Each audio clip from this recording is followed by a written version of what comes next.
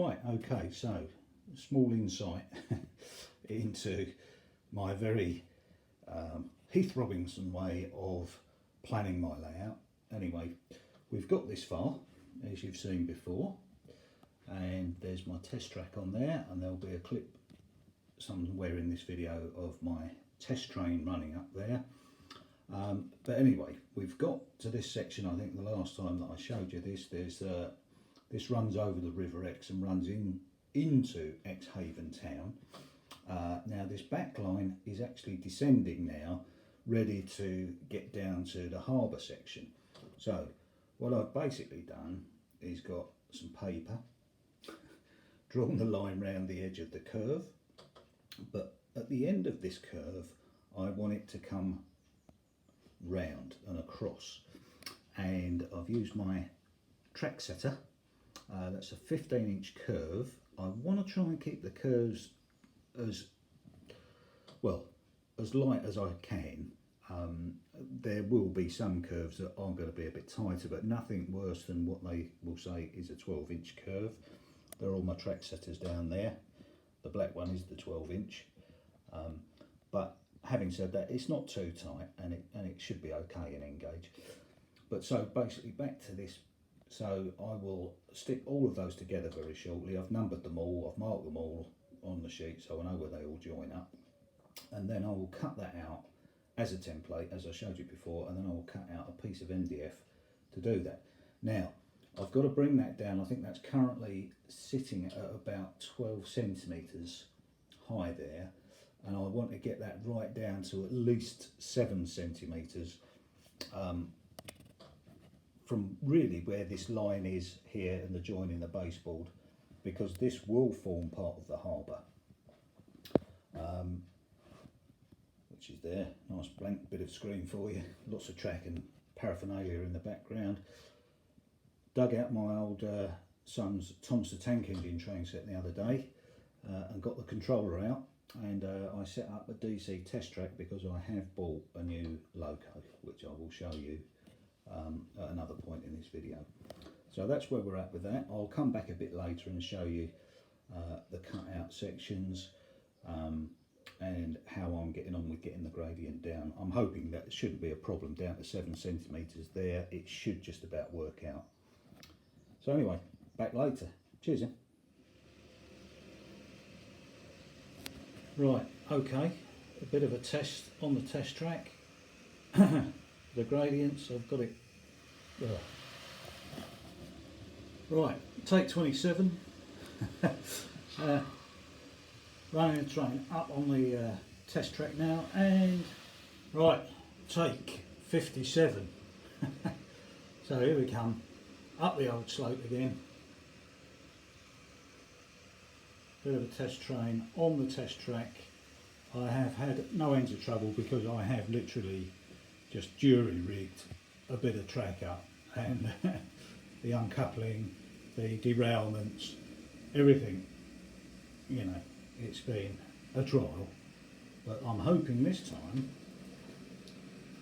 that we're going to make it right to the end of the new piece. This is an area of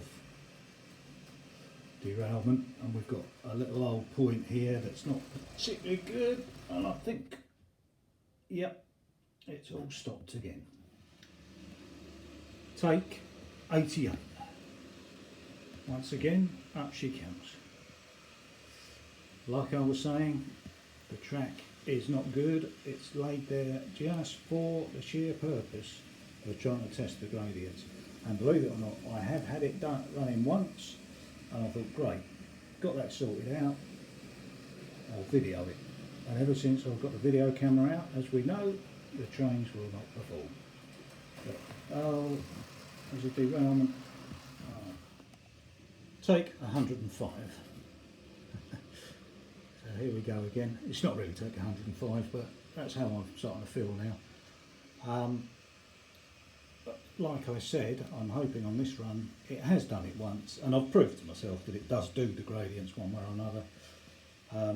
But I just thought it might be of interest to see.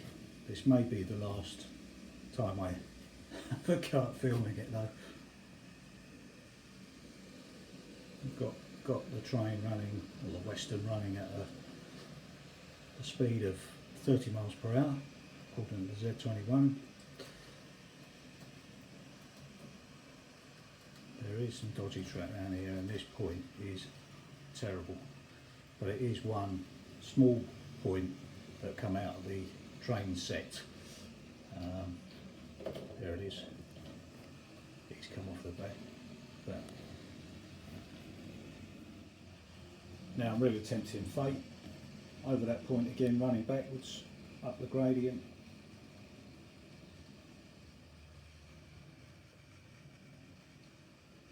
It's just an insult frog point as well, doesn't help.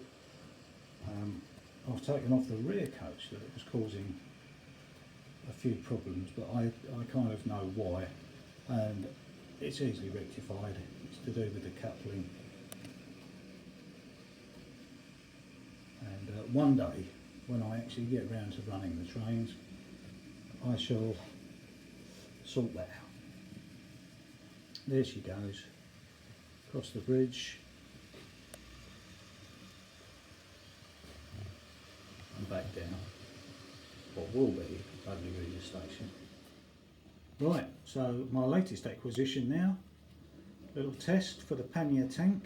I bought this not yesterday but the day before, because I wanted a steam engine and I wanted a small one that would run a little 2-coach train out of Dudley Regis and down. Now I've had the steam engine running once, or the Pannier tank running once around here on its own, and it ran beautifully, believe it or not. And even the diesel derailed a couple of times, the Western. Down she comes.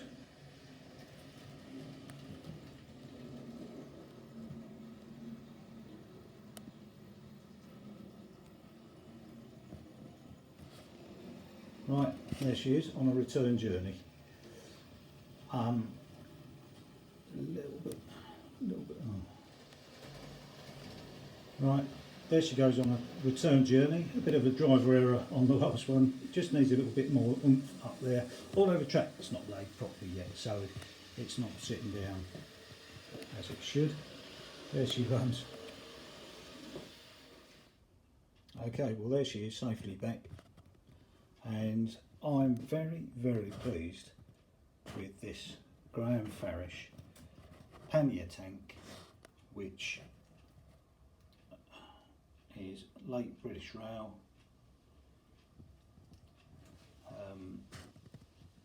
It's really detailed. I'm not sure that I can really pick it up actually. For an N-gauge loco, some of the fine wire down the side for some of the pipe work and so on is excellent. And another cracking thing yesterday, I ran it in on DC. I set up the track, as you may have seen earlier. I've got the old DC controller out, and anyway, I thought I'm going to have a go at changing the chip, and with some trepidation, and I was more worried about getting the body off than actually putting the chip in. But anyway, one screw, body comes straight off. It's fantastic.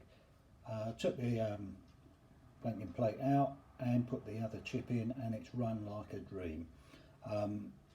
I'm so pleased with it that you know, it's been pulling. Before I'd done the extra bit of track that took us right around the curve at the back there today, and there. Before I'd done that,